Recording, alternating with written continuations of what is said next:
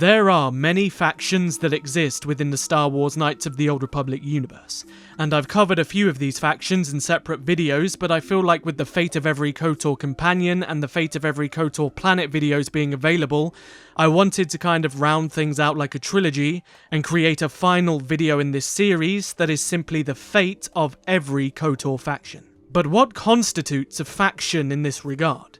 Well, I'm going to consider it every single major player that has an impact on the overall story of Knights of the Old Republic. And so they are going to be the Republic itself, the GenoHaradan, the Hutts, the Sith, the Jedi, the Mandalorians, the Khoonda government, Czerka Corporation, the Exchange, the Selkath, the Onderon royal family, the Echani, and the Rakatan Infinite Empire. But I'm not going to include the Wookiees or the Tusken Raiders in this video because I don't consider them to be factions, and truthfully the only reason I'm including the Echani in this video is because many of you ask me to do a video talking about them beyond KOTOR. Now by the looks of it, this video is going to be quite a long one, so if I were you, I'd grab yourself a cheeky cup of Juma juice and some snacks and sit back, and let's learn about the fate of every KOTOR faction. Let's start this off with the Republic. Now, while it may have seemed that the ending of Knights of the Old Republic 1 was cheery and successful, the Sith Empire were destroyed, Darth Malak was gone, and the Republic were victorious, things weren't too good for the Republic. The Jedi Civil War was highly regarded as one of, or if not the most destructive conflict in the entire Old Republic era.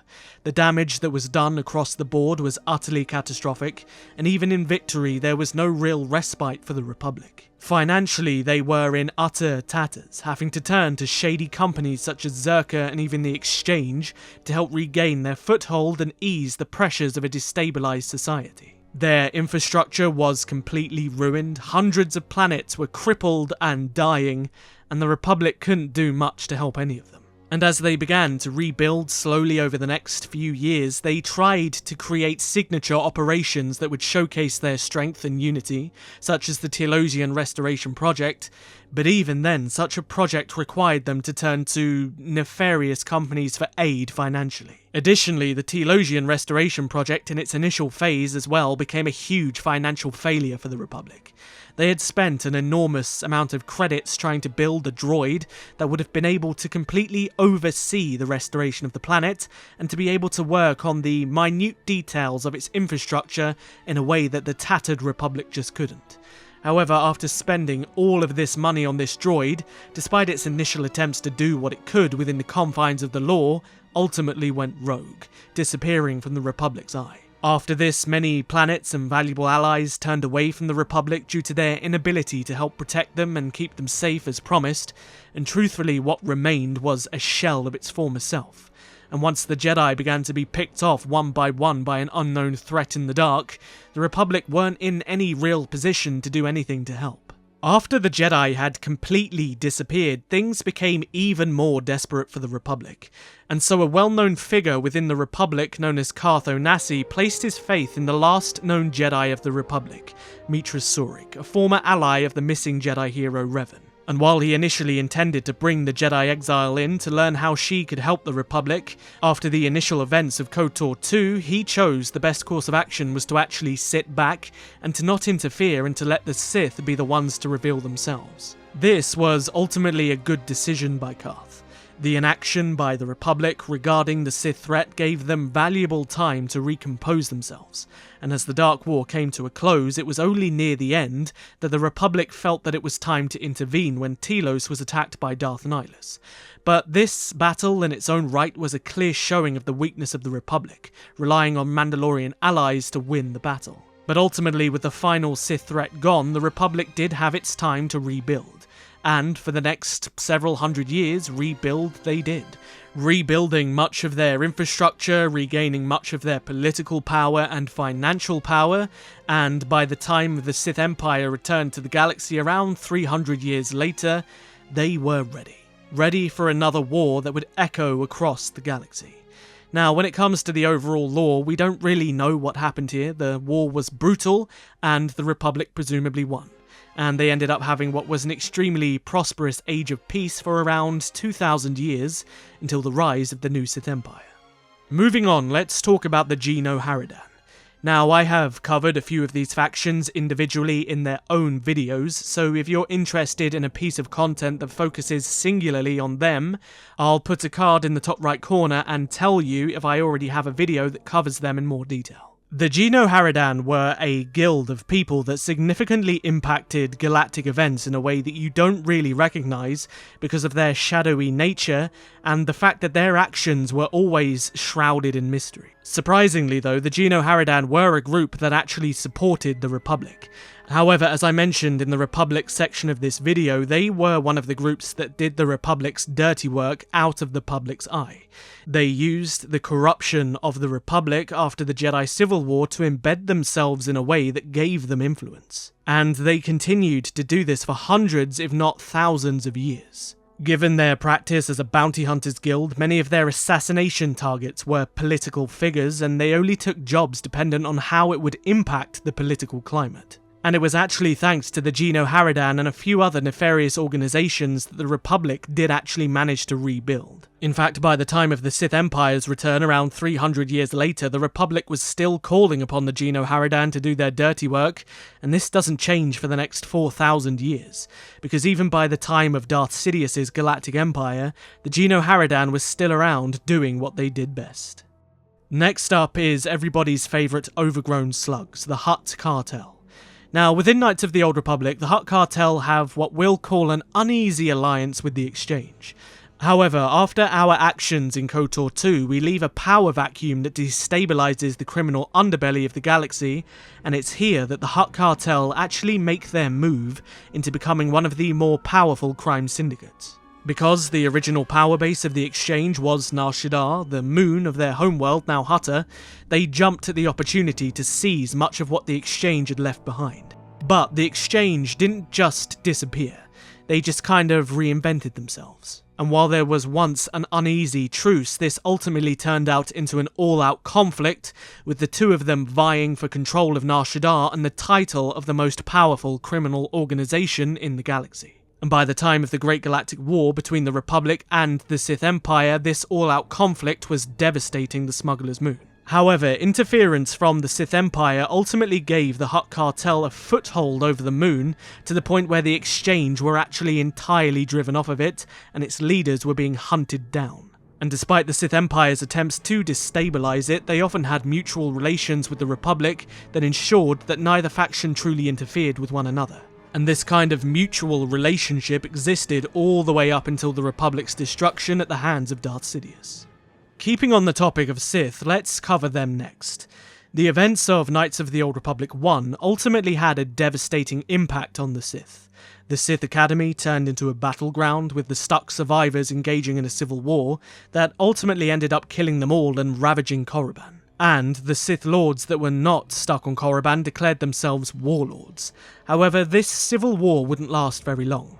With the rise of Darth Traya, who followed in the steps of Darth Revan, she acquired two incredibly powerful apprentices, Darth Nihilus and Darth Sion, and these three Sith Lords rounded up what remained of the former Sith Empire, creating what was known as the Sith Triumvirate. And this Sith Triumvirate almost succeeded in doing the unthinkable.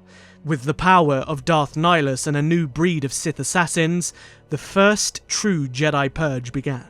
The entirety of the Jedi Order was crippled and destroyed, and in the same way the Jedi and the Republic left the Sith Empire in ruin, the Sith Triumvirate avenged their fallen empire and all but crippled the Jedi Order to its last breath. However, Traya was ultimately betrayed by Nihilus and Sion, who grew to crave nothing but power, which ultimately set in motion their own destruction. Given that Traya was a master manipulator, she had manoeuvred each piece of the chessboard to ensure that the Sith were destroyed and the Jedi were reborn through her teachings. And with Nihilus and Sion destroyed, much like it did before, the Sith ultimately turned on themselves, and with no true leader to guide them out of the path of anarchy, and with the destruction of the Trayus Academy and birthing new Sith, they descended into chaos, and this time that chaos would be their undoing. This then gave the Republic the time they needed to reclaim the Sith worlds of power and to border them with military forces to ensure that the remnants could never rebuild, and the Sith then died a slow death. However, the true Sith still lurked in the darkness of unknown space, waiting to return.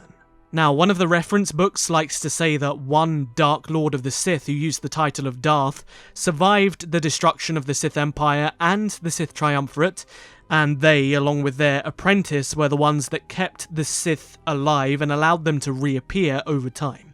However, I think this was ultimately retconned, as they weren't considering the return of the true Sith Empire at this time, and so they kinda needed a scapegoat to ensure that the Sith had the capability to return should none of the whole Sith Empire stuff play out. But the reality was, the true Sith did return, and it's likely that somebody from that empire ultimately became what would be the remnants of the Sith a couple thousand years later, and not this miraculous Darth survivor of the Dark Wars. Next on the list we have the Jedi.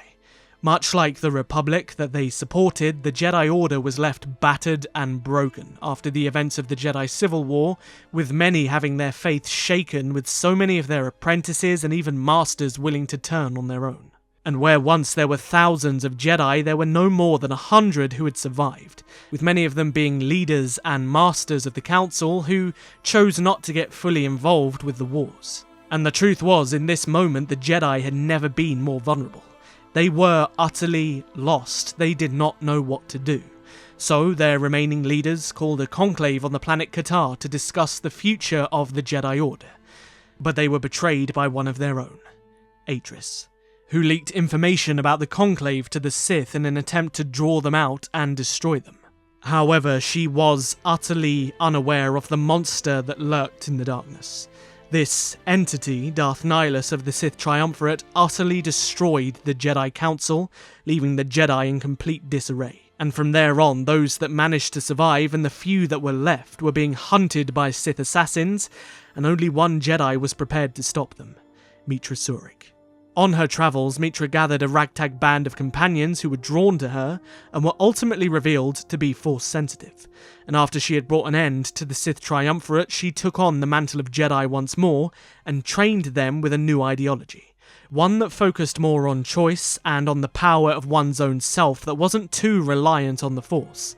And these companions would become known as the Lost Jedi, and they would go on to reform the Jedi High Council on Coruscant and begin training a new generation of Jedi. And it was this generation of Jedi that had the responsibility of stopping another Sith Empire. Revan had maneuvered the Republic and the remnants of the Mandalorians to ensure that they were prepared and ready to face the threat of the unknown. And that's who we're talking about next, the Mandalorians. After the events of Knights of the Old Republic 1, the Mandalorians were still in the same position. They were scattered. They were no longer a culture of conquest and power that they once were, and instead they were a bunch of scattered mercenaries and bounty hunters for hire. But Revan, before he disappeared, had an ace up his sleeve. The Mask of Mandalore, the symbol of Mandalorian leadership that the remnants would follow. And Revan gave this to Canderous Ordo and demanded him to reunite the scattered clans, trusting him to lead the Mandalorians into a new age of prosperity. However, during his travels, Canderous was confronted by a Tong warrior, the last survivor of the ancient Mandalorian race, who claimed that he was the true heir to the title of Mandalore. However, this Tong was dying, and in a mark of respect and honour, Canderous took the dying Tong's mask and fused it into his own and adopted his clan, taking up the mantle of Mandalore the Preserver. Mandalore then took those that followed him to the moon of Duxon and re-established himself in an old Mandalorian outpost. He then sent out a call to many of the Mandalorians across the galaxy to return to Duxon and to join him. However, many of them refused, not choosing to follow a random man who decided to give himself the title of Mandalore. And some of them even tried to overthrow him, trying to take the title for themselves. However, they all failed, and Mandalore did indeed manage to reunite many of the clans that survived the Mandalorian Wars, and he even helped the Jedi Exile to destroy the flagship of Darth Nihilus during the Battle of Telos, honouring his promise to Revan to help the Republic in their time of need. But at the end of the day, the Mandalorians couldn't overcome their own nature, and this unification didn't last very long. Despite the valiant attempts of Canderous to reunite the clans and to reorganize them into something new.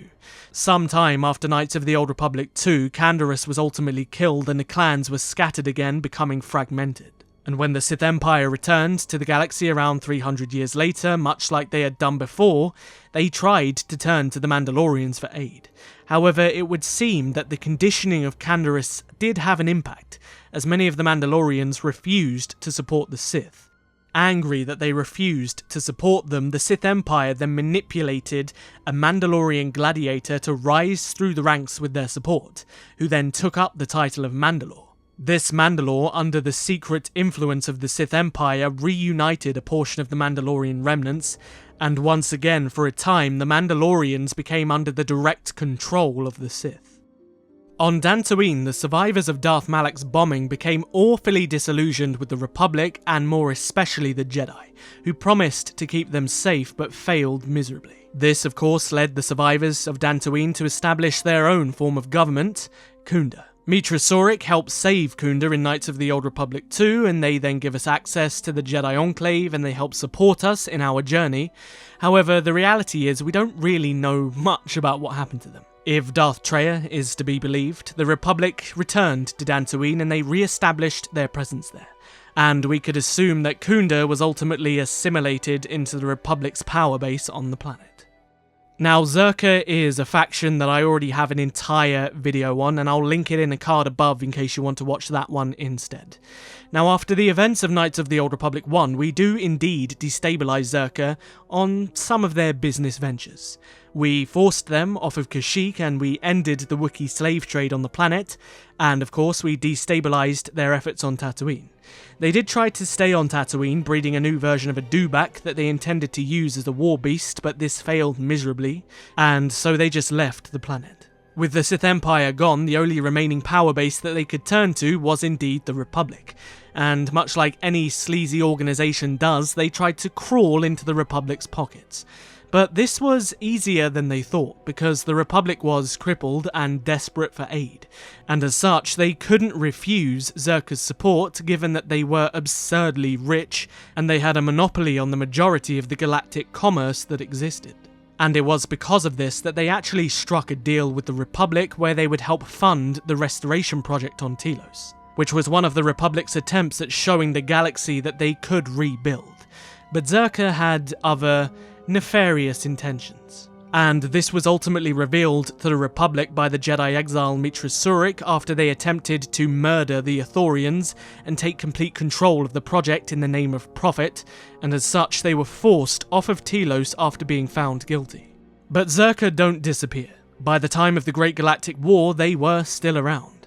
They employed billions of people, they owned entire star systems, and their power was so great that they even had a seat in the Republic's Senate. They were playing both sides, the Republic and the Sith Empire, in the name of making a profit, and they did well, becoming what was regarded as the most successful and the richest company in the galaxy. But after the war's conclusion, a company that relied on war to succeed did eventually find itself limited in its ability to exchange and sell weapons of war.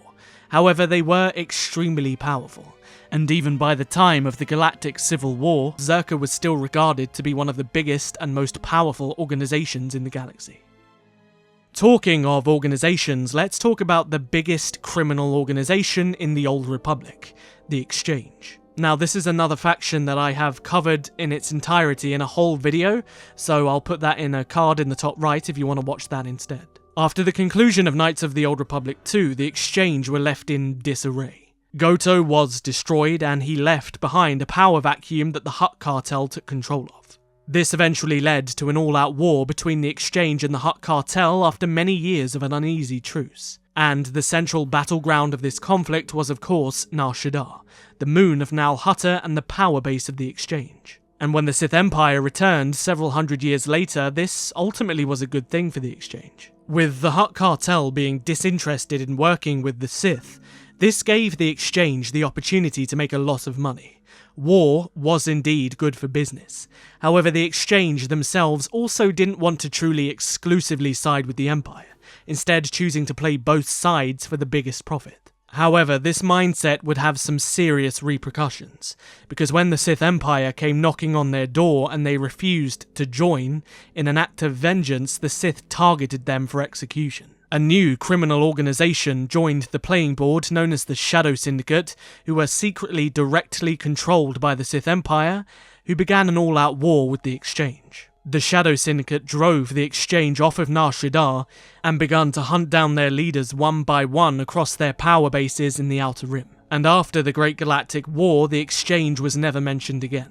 And we can only assume that the Shadow Syndicate were successful in their hunt of the Exchange, and this once ultimately supreme criminal organization became nothing but dust. As always, it's time to obey some laws, humans, because it's time to talk about the Selkath. After the events of Knights of the Old Republic 1, things went severely downhill for these fishy folk.